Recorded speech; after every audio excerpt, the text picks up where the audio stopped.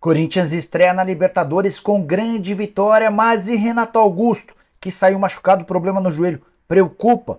Vídeo de hoje do canal do Nicola traz atualizações importantes sobre o tema e fala também sobre o Palmeiras, que às vésperas da decisão do Campeonato Paulista viu a bruxa andar solta pelos lados do Allianz. Vou falar também sobre o São Paulo, outro que estreou com vitória, dessa vez na Sul-Americana, e com o Rogério Ceni tirando um sarrinho do pessoal do Tigre. Bora trazer informações também sobre finanças no Santos, reforço no Vasco da Gama, ótima notícia para o Cruz Maltino. Quero falar também sobre a chance de o Flamengo vender uma das maiores joias dos últimos tempos, tudo sobre o mercado e a situação delicada de Eduardo Cudê no Atlético Mineiro, crise no Galo às vésperas da final contra o América. Tudo isso e muito mais a partir de agora. Deixa eu só me apresentar primeiro. Jorge Nicola, jornalista esportivo, trabalhando no meio há um tempão, e o objetivo por aqui é deixar você por dentro das últimas de mercado, bastidor, finanças e muito mais. Se você ainda não é inscrito, dá esse moral pra gente apertando o botão vermelho de inscreva-se. Combinado? Bom, bora contar que todo esse conteúdo é um oferecimento de 1xBet, e nessa sexta-feira tem muito jogo legal para você mostrar que é bom de palpite. Por exemplo, no Campeonato Espanhol, Sevilha e Celta, eu vou de Sevilha. Campeonato Italiano com 3 jogos envolvendo grandes. Salernitana e Inter, acredito na Inter. Lecce e Napoli, vou de Napoli. Milan e Empoli, óbvio que eu vou de Milan. Já no Campeonato Português, destaque para Benfica e Porto, os dois melhores times do futebol português na atualidade. Coloco todas as minhas fichas na vitória do Benfica. E você? É bom de palpite também? Então vem se divertir comigo. Só pegar o link que está no comentário fixo, faça seu cadastro e não esqueça de usar o cupom Nicola para ter direito a 100% de bônus. Combinado? Bora começar o vídeo com o tradicional giro de notícias, e a primeira informação é sobre o Palmeiras. Kevin, atacante, eleito o melhor jogador da Copa São Paulo de Juniores, torneio vencido em janeiro pelo Palmeiras, foi convocado para a seleção brasileira sub-20. A notícia que seria boa não é tão boa assim.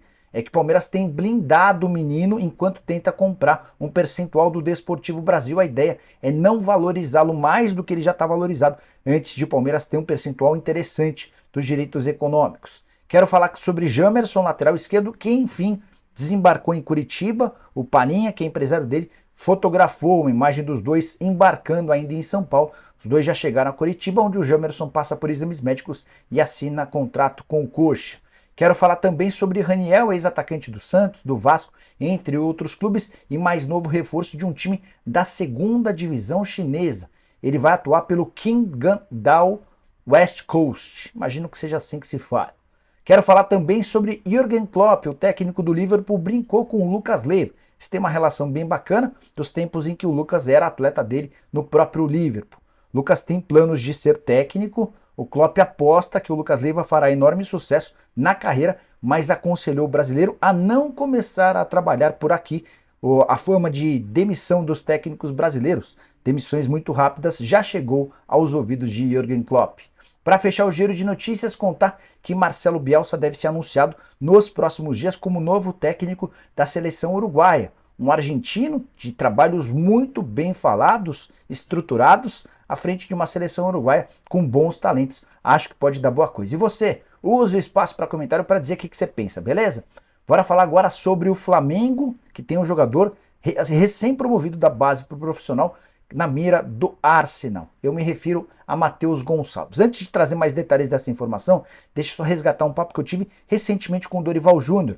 Por conta do sorteio dos grupos da Libertadores e da Sul-Americana, lá no Paramount Plus, o Dorival foi um dos convidados. Eu tive a oportunidade de conversar com ele por mais de 10, 15 minutos. E o Dorival estava falando as mil maravilhas do Matheus Gonçalves. Meio atacante de só 17 anos de idade, pro Dorival é o mais promissor atleta que veio da base, mais até do que o Matheus França, que é super badalado.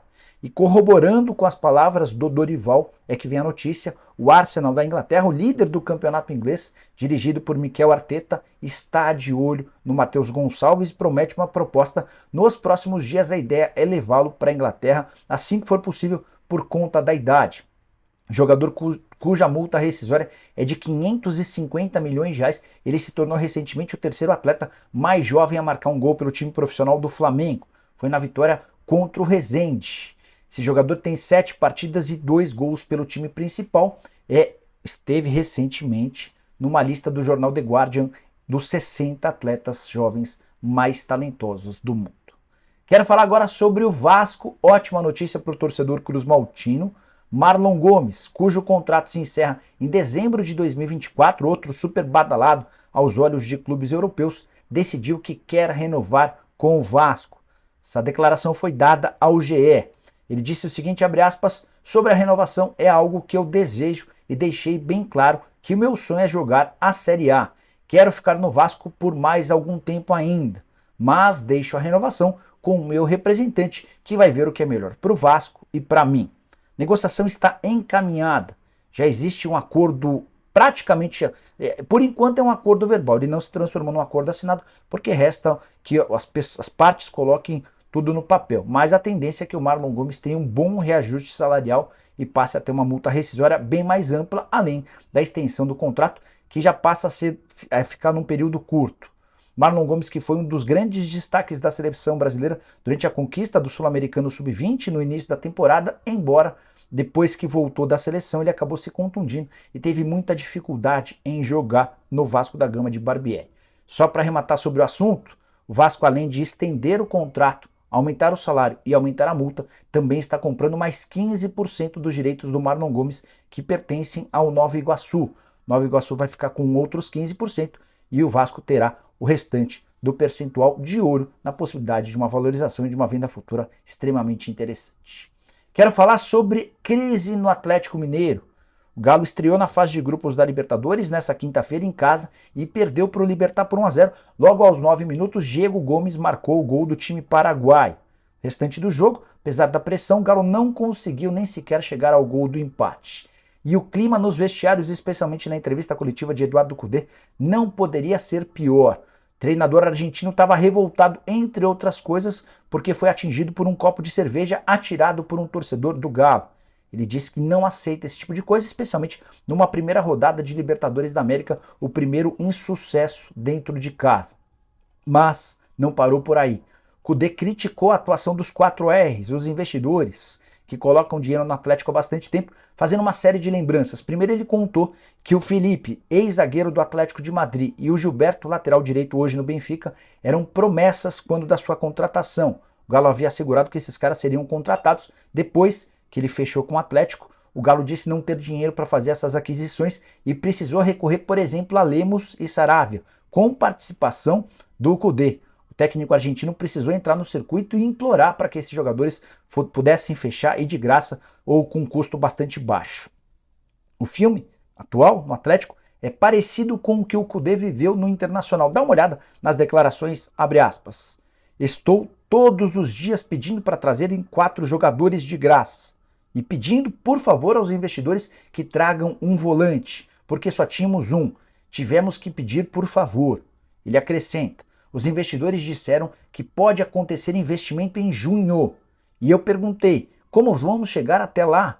Os investidores falaram que não tinha como trazer um camisa 9. E eles sabem dos riscos. Para completar, o Cudê afirmou, abre aspas, a única coisa que pedi há uns 15 dias foi uma cláusula de saída, porque trocou tudo. Não é o que me prometeram quando me buscaram. Isso não pode. Aquilo também não. Os clubes grandes são difíceis, mas é o que há.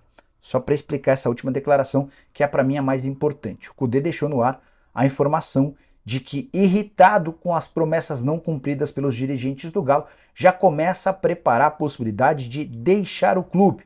Até por isso esse pedido de uma cláusula de saída. A repercussão da entrevista do Cudê, horas depois, durante a madrugada de quinta para sexta-feira, não poderia ser pior. Torcedores do Galo compraram a versão do Cudê e passaram a atacar os 4Rs. Não há unanimidade em relação a uma decisão.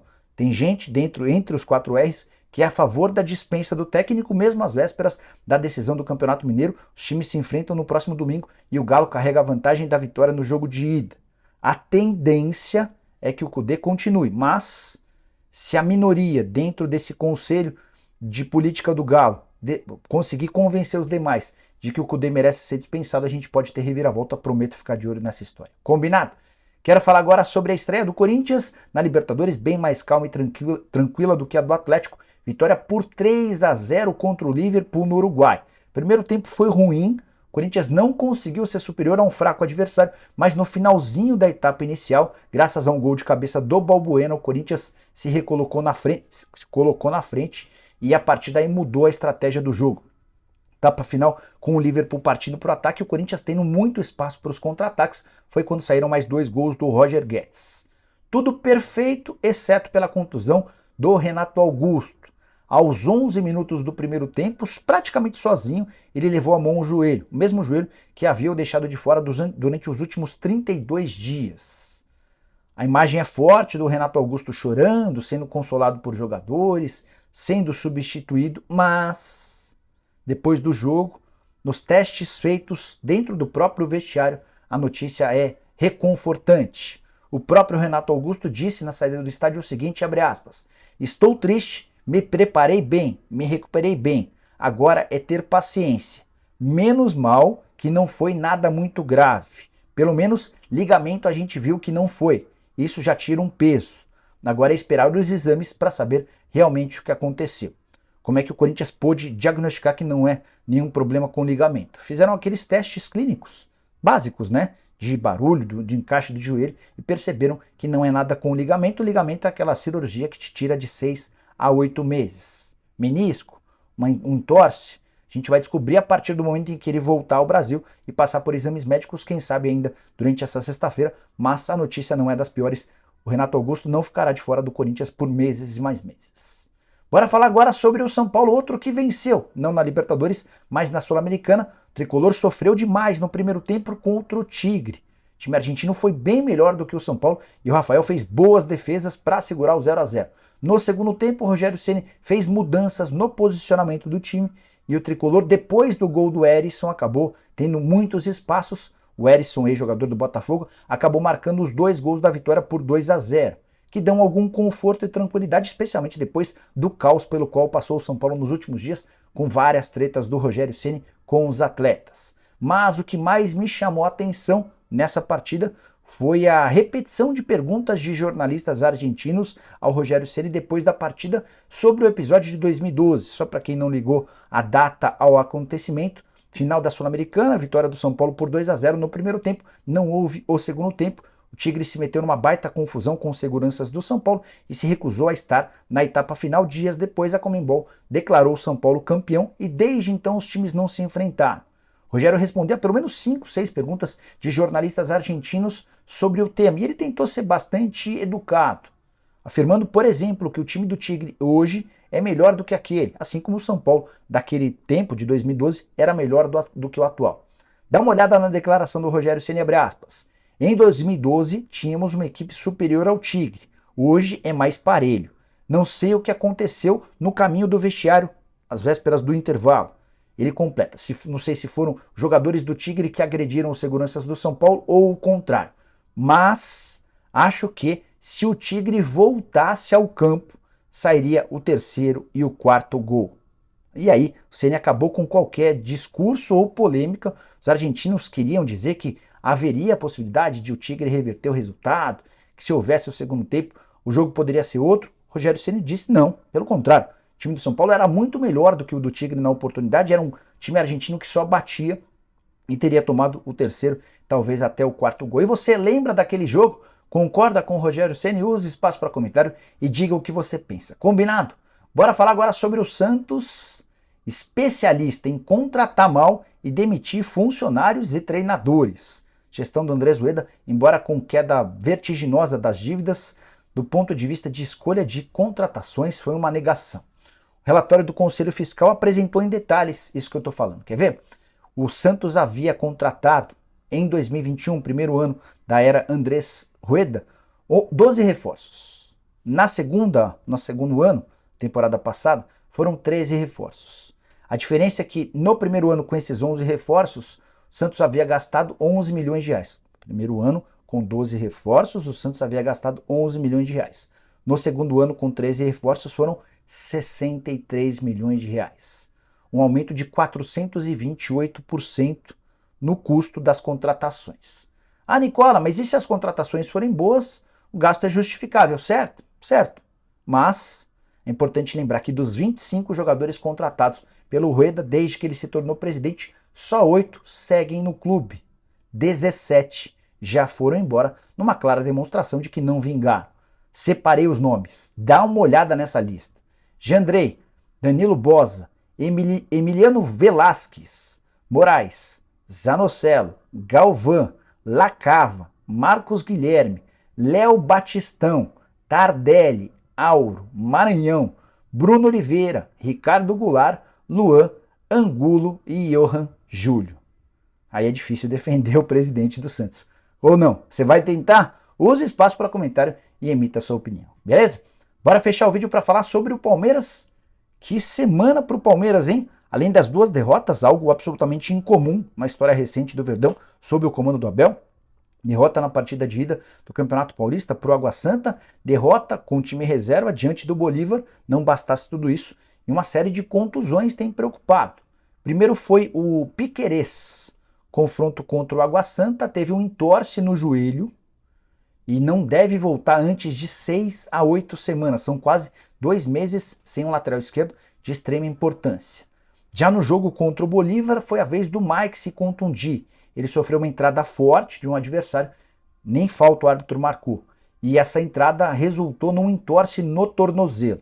O Palmeiras não tem divulgado diagnósticos ou projeções de volta, mas é certo que o Mike não jogará a final do Campeonato Paulista e vai perder as primeiras rodadas do Campeonato Brasileiro. Mike e Piquerez se juntam também a Atuesta, lesão mais grave de todas, rompimento do ligamento cruzado anterior. Não volta antes do fim da temporada. Vai jogar talvez só os últimos jogos do ano, se é que conseguirá.